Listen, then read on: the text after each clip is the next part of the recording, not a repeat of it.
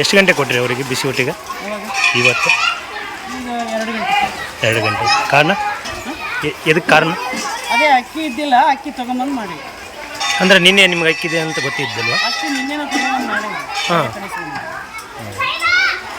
ವ್ಯವಸ್ಥೆ ಮಾಡಿ ಸರ್, ಬಂದ್ ಮಾಡಿ. ಓಕೆ.